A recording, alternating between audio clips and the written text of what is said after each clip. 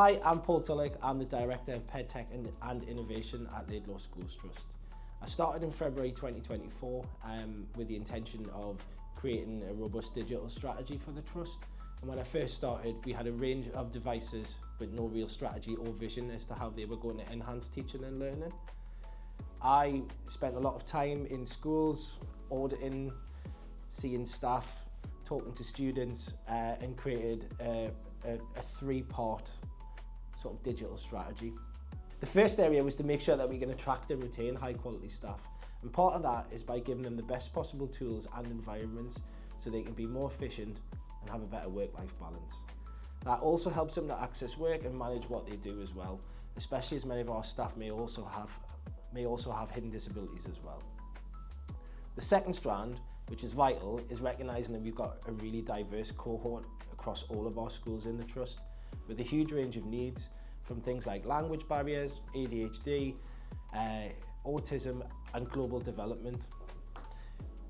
We decided this strand would focus on personalised accessible learning, and iPads allow us to fine-tune that device to meet each learner's needs. The third strand of our PedTech strategy is about making the curriculum more up-to-date and creative, so when our students leave, they're prepared for the jobs in the North East, especially in sectors where the North East thrives, like tech and software development. Right across our Trust, we have a range of schools with very different cohorts and needs. For example, in the West End of Newcastle, we have schools where more than 65 different languages are spoken. So being able to translate quickly and easily, whether that's voice or written text, is a real game changer for students, which allows them to access learning immediately from the moment that they step into the classroom.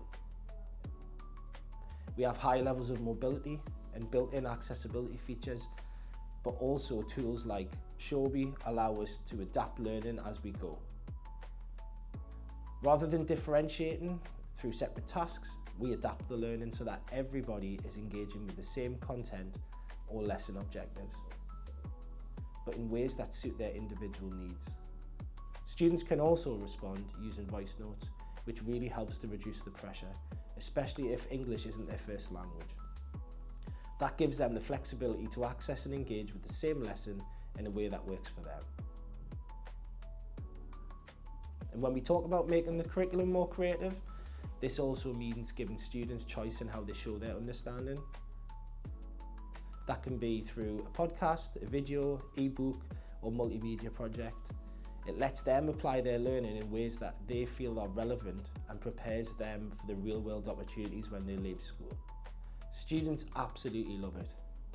We ran a pilot scheme in Year 5 and 6 across all of our primaries, and even all of the staff I've spoken to recently say they couldn't imagine having to teach without the iPad now. It's made their jobs easier and more efficient, but more importantly, it's helping students engage with learning in more meaningful ways. It's really developing their independence. Students are no longer waiting for someone to explain things for them. They can access that content and use the tools to help them understand it. They have a range of tools at their fingertips. They can have text read aloud, they can use voice to text so they can type, or they can leave voice notes. These options mean they can access the learning in a way that suits them, and our staff can respond and adapt quickly and meet their needs. We introduced tools like Showbie, which allow teachers to adapt and enhance the learning experience. Showbie enables teachers to quickly share resources and provide targeted support. They can adapt the learning as they go throughout the lessons, providing extra scaffolds, voice notes, shared videos, and anything else that our students may need with the click of a button. This means that students can access all of the content at their own level, and it's tailored to their needs. Also, from a staff perspective, the workload has significantly reduced. Our teachers no longer have to spend time standing by photocopiers or printing resources. They also don't need to give different instructions or different tasks to different groups of students, as everything could be shared digitally and tailored to their needs. And as we've said, with the click of a button, we can adapt that learning as it happens in real time. I've noticed that our students are more engaged and they're attending school more regularly now. We began our pilot in June 2024, starting with a small select number of schools. We initially repurposed the existing kit we had, older iPads, so we could get things off the ground. Then in September 2024, we launched a more comprehensive rollout. Lord Laidlaw came to visit us towards the end of October. It was just before the Extraordinary Us event, and he was really impressed with how the programme had enhanced the learning opportunities for our students at one of our schools. Following that, we had a conversation about our vision for the future and what that might look like across the Trust. We talked about how we could expand and ensure that all students, regardless of background, needs or culture, had equal access to high quality education. I was really fortunate that the Foundation recognised the importance of our digital strategy and our PedTech strategy and made a significant investment of 1.8 million, which is going to help us roll out one-to-one devices for all our students starting in September 2025. Every LST pupil from year 2 up to year 11 will receive their own device that they can personalise and fine-tune and use in all of their lessons. We're going to start that in September 2025, and there'll be a staggered rollout to make sure that we're not just doing it all at once, and to ensure that our staff are supported and they're confident in using the devices to be able to have maximum impact with our students. Personally, I didn't enjoy school growing up. I had a very bad stammer as a child, and I remember raising my hand so I could answer a question, and it was maths, and I was particularly good at maths. And I struggled to answer the question because I couldn't get the words out. I was made to feel stupid, which really knocked my confidence, and from there I kind of opted out of education. It pushed me further into my shell and made school a really unpleasant and hard experience. Due to that experience, I'm massively passionate about making a difference for our students who might be facing any kind of challenge, not just a similar challenge. Those who lack confidence to speak up in class or to even complete their work due to factors outside of their control.